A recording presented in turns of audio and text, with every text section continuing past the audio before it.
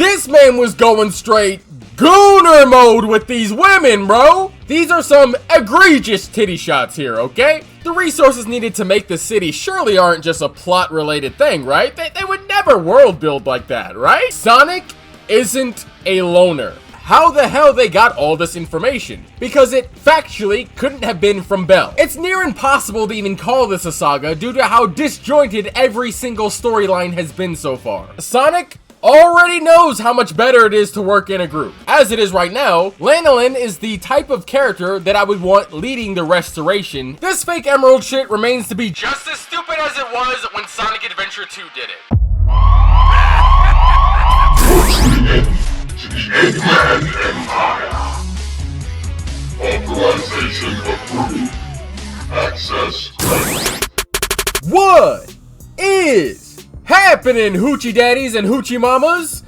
My name is KotyTang. We're back to some Ian Flynn writing. Let all who care take a moment to welcome our Lord and Savior. Anyway, just so everybody knows, this is my first time going through the IDW comics, so please do your best to avoid posting spoilers in the comments below. Love you guys. Let's begin. Issue 57. Eggperial City. A place being surveyed by Sonic, Tangle, Whisper, and a sheep girl. God, them titties is huge! So, Tangle and Sonic rush into the base after Whisper and Titties confirm that there seem to be no major defenses or traps, prompting Titties to scold the two as they continue to rush in. When Sonic gets down there, he mentions that the badniks do seem to be spread thin. Tangle is surprise attacked by these guys, but Titties comes in to save her, flicking the bell around her neck, launching her wisp power at the badnik. And then Whisper jumps in to finish the encounter. Titties yells at Sonic, and Sonic's all, "What's the big deal, yo?" So we enter into a flashback of the team being briefed on the objective by Jewel after inviting Sonic for a favor. So here we learn that the new character, Lanolin, has suggested to Jewel exactly what I've been saying since Amy was leading the restoration. An actual combat task force. Good job, Lanolin. Why aren't you leading the restoration? However, currently it's an all-volunteer task force. The only volunteers so far are Lanolin, Tangle, and Whisper? Wait, why the hell is Whisper back on the team? Surge messed her up so she joins back with the restoration? That's all it took, huh? What happened to you searching for Mimic? Tangle says she missed Whisper. Wait, right now? What, did Whisper just walk in the door a bit ago or something? I think we're missing a part of the story here where Whisper decided to come back to the restoration. So, like, is this a moment of Ian Flynn being like, why the fuck did you make her leave like that, Evan Stanley? So he just threw her back in the gang? Anyway, Lanolin's plan is to infiltrate Eggperial City and gain intel on the city itself so they can create a plan. So Sonic asks the team if they have a name, to which Tangle, in a tone-deaf fashion, suddenly names the team the Diamond Cutters. Should have probably shopped that name with Whisper first, but okay. Lanolin agrees with the name, and thus the new Diamond Cutters are born, apparently. Lanolin says she's been looking forward to working with Sonic, to where we are officially informed that this sheep we kept seeing in the background on random occasions since issue 2 was indeed Lanolin all along. An actual solid usage of a background character's growth here, IDW. Good job. Back to the present, Sonic states that slow and sneaky isn't his thing, while Tangle says that she's struggling with teamwork still. Not really a problem Tangle has ever had, but seems to be one now for the plot. Lanolin asks Whisper how she's dealt with Tangle, to which Whisper says she doesn't, making Tangle sad. After utilizing Whisper's hover wisp with a device, Lanolin gains information about their surroundings, allowing her to confirm that the city has actually gotten bigger. Sonic is able to use the wisp himself and further concludes that the city is not only growing in size, but also it's repairing itself. Lanolin says that if the city is growing and healing itself, then it must be taking resources from somewhere. Oh wait, really? Now we care about how many resources we need to make things? Okay, well if that's the case, then I'm still waiting on the explanation for all of these cities with millions of people and the restoration sudden Mary Poppins underground base. The resources needed to make the city surely aren't just a plot-related thing, right? They would never world build like that, right? Right, IDW team? So, Tangle, for some reason, assumes that the city is taking resources from underground because the trees look a little messed up outside. That's one hell of a logical leap, but Sonic confirms this is likely the case, as Bell stated there's a network of tunnels under the city. Lanolin calls the Diamond Cutters to move out, cautiously. I guess we are going with that name for real. Whisper seems cool with it now. So, yes, as it turns out, Eggman is indeed pulling resources from underground. Basically, this entire city's purpose is to take over the entire planet by stealing all of its resources underground. Don't know how sustainable that is, but it's definitely one of Eggman's most impressive bouts of science, I'll say that much. Lanolin says they should return with this information to HQ, however, Sonic doesn't agree with that. And instead, he wants to just go straight to Eggman and defeat him. Sonic, Tangle, Whisper, and Lanolin have a brief argument about how to proceed, when suddenly, one of the portals that we started seeing way back in issue 37 onward, forces Sonic to grab the girls and dash out of the tunnel. However, just as Sonic reaches safely, a Badnik clips Tangle and Sonic's hand, forcing the Diamond Cutters to fall into one of the portals. Sonic is then swarmed by Badniks, prompting him to have to call for backup, ending the issue. I need to say this real quick because this is just actually stupid. If Sonic and the team have communicators, they don't actually need to return to HQ. They can just go and give live updated accounts of what they're seeing, what they plan to do, and what's happening. They don't need to leave the city. Whatever though, I guess I'm the only one that knows what the point of a communicator is, I guess. So, Adam Bryce Thomas, you're really making sure that you draw Tangle's body shape very detailed, purposely lifting up her shirt and all that. You ain't slick, bro. I can see what you're doing, alright? Keep it up. But look at this, bro. Holy titties, man. No other artist be drawing Tangle's little shirt flying up like that, especially when she's just standing around. These are some egregious titty shots here, okay? Speaking of titties, Whisper and Lanolin, this man was going straight Gooner mode with these women, bro. Now listen, I have no problem with the sexualization of these fine women. I support it. I just want Adam to know I see what he's doing. And he ain't slick, okay? And Sega approves of all of this. Rouge may have just met her match in the titty category. Let Lanolin start rocking some cleavage outfits and she's cooked. Keep it PG-13. This is the type of Sonic I like, okay? I don't need none of that kitty shit we've been doing. Speaking of titties, Lanolin is correct here. There's a trillion Badniks in this place, and Sonic is for some reason acting like Eggman doesn't have a ton of defenses around him. Now, she's wrong about wanting to go back to HQ. That's dumb. Again, they have communicators. There's no reason to ever leave this city unless they need to regroup. Eggman has plenty of defenses around him, including Metal Sonic. So, Sonic was smart enough to acknowledge that Surge, Kit, Metal Sonic, and Eggman at once would be too much, but for some reason, he doesn't take into consideration that only 4 of them wouldn't be enough and he needs more people on his team. It's that classic, if Sonic can't directly see the threat, it's as though it doesn't exist at all mentality coming through. I am genuinely curious how the hell they got all this information, because it factually couldn't have been from Bell. She did say that she was able to get some data, but she pretty much only had a specific area, and one of those being a hangar. And it wasn't something they recently did. This is the first time they've all went into the city outside of when Sonic did. I think it's probably okay to say it right now, early on, and nothing bad will possibly happen to her character that'll make me hate her, but as it is right now, Lanolin is the type of character that I would want leading the restoration instead of Jewel. If this is the type of character she's gonna be, an actual tactical person who actually seems to understand the dangers of the Earth, rather than somehow just being completely oblivious to everything going on around her. Now,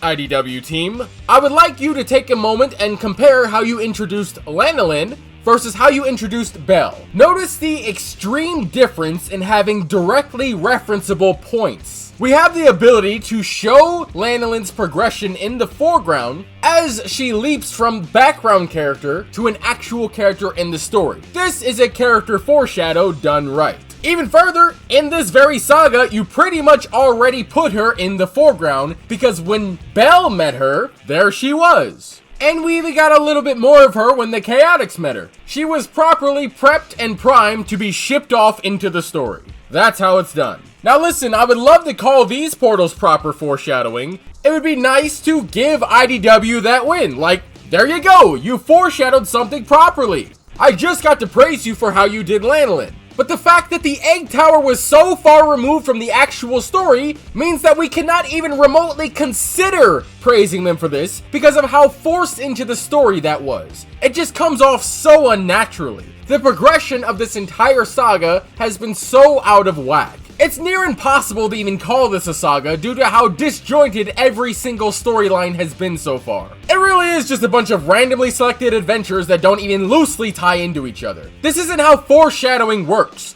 You can't just randomly add in a story for absolutely no reason and then pretend you executed something properly. The egg tower had literally nothing to do with the story at all. It went nowhere, it was never foreshadowed, we never felt the effects of it, it literally just appeared randomly, and then we took care of it immediately. And finally, what the hell are we thinking here?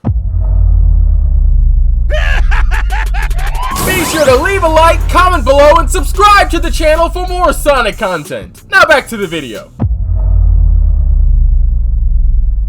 Issue 58. Sonic is on the run, but thankfully his friends all arrive in time. Even Blaze? What is his author's note? Wait. Was this necessary to say this happened last issue? Is this really how dumb comic book fans are? They need to be reminded what happened one issue ago? Oh, but the author notes keep coming in. See the annual comic for why Blaze and Silver are here? Oh, but of course I need to do that. Because honestly, why the f are they here? So, Silver and Blaze are here, I guess, because they can be. We'll have to read that annual 2022 eventually to see what's up with that. It's not important to say why they're in the story, but apparently it's important to say go buy some more comics. Sonic briefs everybody in on what happened in the issue we just read, so Tails immediately asks if Blaze can just dimension hop and save the Diamond Cutters, but you know, she says that won't work since the Soul Emeralds can only transport her to Sonic in her dimension. Tails seems to, for whatever reason, think that the Soul Emeralds just freely find dimensions and Blaze is just traveling all around those. It was never a question I had, but that's cleared up now, I guess. I still don't know how the hell the Soul Emeralds do that. Can the Chaos Emeralds do that? Can we just go to Blaze's dimension whenever? Silver chimes in and says he can't freely time travel either, and I don't know why he would feel the need to say this. The Diamond Cutters aren't trapped in time. So the team conclude that the only way to help out the Diamond Cutters would be with Eggman's tech. Tails directs the team to the crystals around the city, and Team Sonic is off. Meanwhile, Tang has been shouting at them from wherever they are, but they just can't be heard. Tangle asks Lanolin what they should do next, but, well, one bad thing happens and Lanolin is instantly ready to call it quits. Okay, I'm sure that won't get toxic. Overly depressed people are always a joy to be around. So Lanolin blames every single thing happening on herself, and Tangle tries to cheer her up, attempting to bring Whisper into the cheer up gang. But you know, Whisper and Lanolin are kind of in the same boat right now where they're just really emo. Whisper instead asks Tangle why she's calling the team the Diamond Cutters, and doing what Whisper does, crying about her past. Here Whisper gives us the rundown of what happened to her team to Lanolin, while Tangle profusely apologizes in the background, but then suddenly Whisper just completely does a 180 and literally in the middle of her speech, she now not only accepts the name the Diamond Cutters, but now says she'll be a good friend and team member again, blaming all her problems on Mimic and only Mimic. So, yep, story arc resolved just like that. What an emotionally in-depth character you have written here, IDW. Bravo!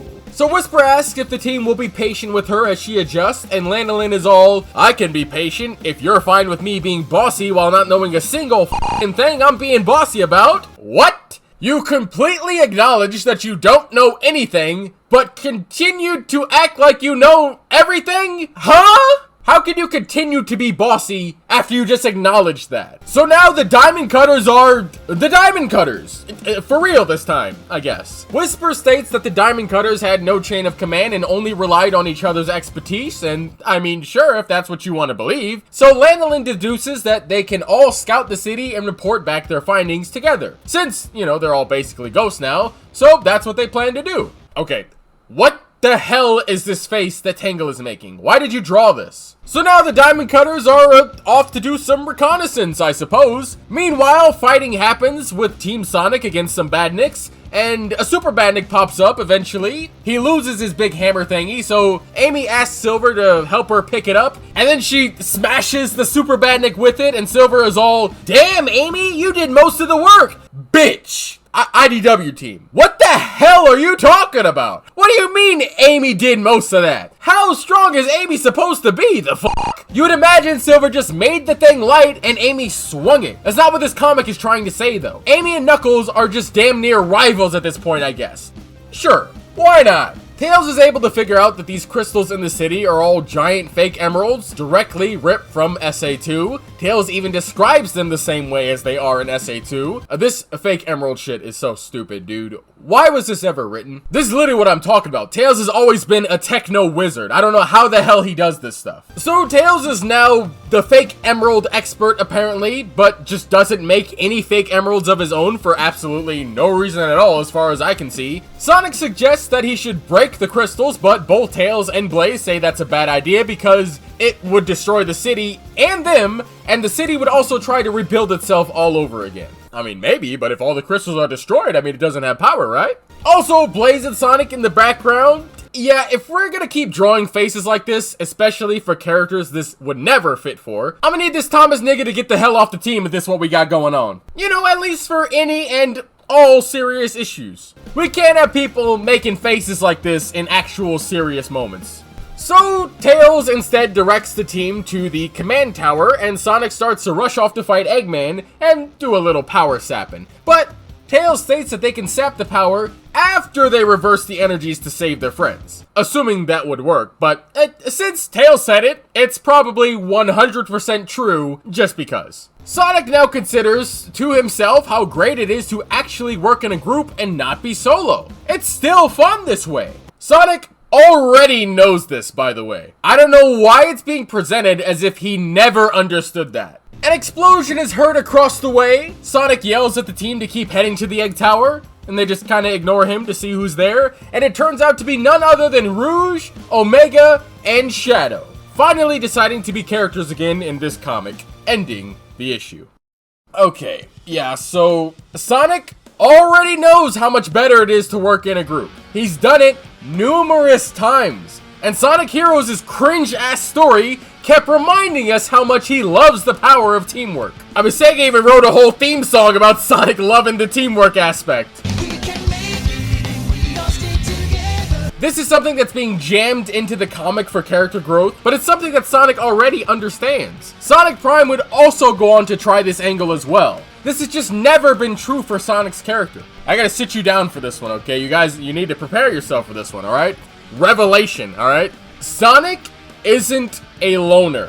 As much as the Japanese purists for this community will try to convince you he is, Sonic hasn't been portrayed as one since the day he met Tails and continued to gain hundreds more lifelong friends that he regularly sees and works with afterward. Now that may be a deep cut for the Japanese purists, but it is what it is.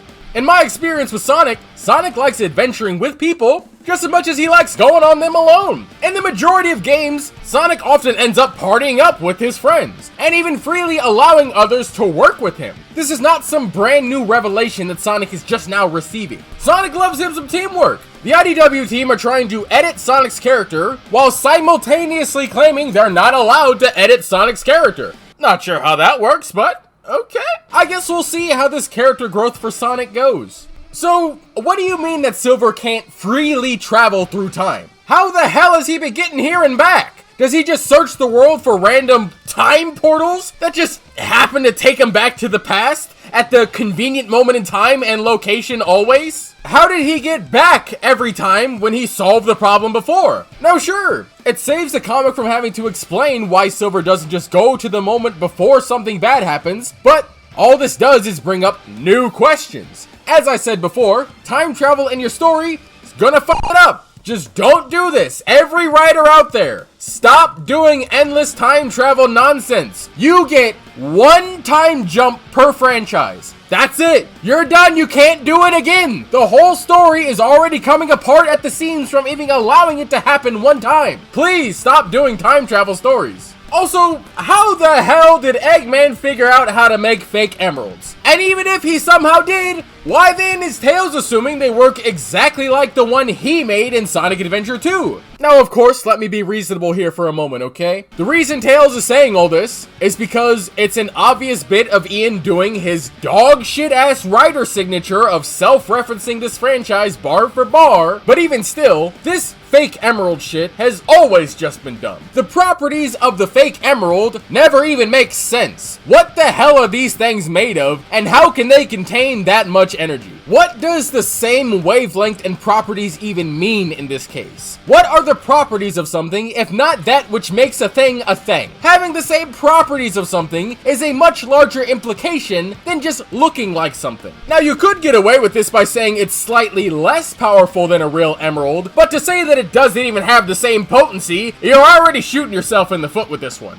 What level of potency are we missing here? Can Shadow just use any of these to chaos control all around, or can he not? Can they make somebody go super, or can they not? What's the distance between how powerful these things are? When you say something has the same properties, the assumption is that it's made up of everything that's the same, but there are differences that lead it to being something else. If we don't know what the differences are, what the hell are we even talking about? What are we comparing it to? Tails does try to compare it to Chaos Drives, but we don't even know what the hell a Chaos Drive does. Can a Chaos Drive let someone do Chaos Control? Are these fake emeralds made with Chaos Drives? We literally have no idea what the hell this thing is made out of or how it even works. It just works. This fake emerald shit remains to be just as stupid as it was when Sonic Adventure 2 did it. Also, how the hell does Tails have this overly detailed understanding of a thing he's done exactly one time? How the hell did Tails even make that fake emerald? I've never liked this bit of the story, and I never will. Just wait until I start attacking the game stories. Y'all will see how in the gutter these stories have always been. Okay, so we've once again introduced the character into our ever-growing cast. We've Shotgun Whisper's character progression, so now she's over being a loner and reserved, I suppose. Belle's character is, completely finished. I guess she's gonna finish up Motobud, then ride into the sunset or something crazy like that. Or maybe she'll try switching all the badniks to good guys, and that's her new purpose in life. Tangle is like Sonic, her character is complete as far as I've seen. I guess we can learn about her adventure with Jewel growing up, or maybe something crazy will happen to her and she'll change up how she sees the world since she's a new adventurer. You know, maybe she'll finally get Mimic in a room alone with Whisper, and then Whisper's like, I'm gonna do it, I'm gonna blow his head off this time, and Tangle's like, yeah, you know what? You should this time. Take his head off, and that's like, oh, woo! Crazy character development there. Jewel is the restoration leader, so all her scenes will revolve around her learning to become an epic leader, I'd assume. We already saw some of that with Amy in the forest fire, so Jewel is actually continuing to grow. Nice. Rough and Tumble are just slapstick villains. I assume they won't be anything else for the rest of their time in the story. Clutch, I guess, is gonna be the next big bad. Starline is dead. Kit's story feels complete, though that's predicated on what Surge decides to do next, as her story is not complete. Mimic he's out there doing something, I guess. Surely he's cooking up a master plan with his negative 100 IQ. And now we have Lanolin. Just what could possibly be in store for one of IDW's many great new characters? Please subscribe and check out my live streams on Mondays and Fridays so we can do a little hanging out together. Join the Eggman Empire Discord to participate in a growing community, and follow me on Twitter for more goofy opinions. Finally, like, comment, subscribe, share the video. Okay, bye!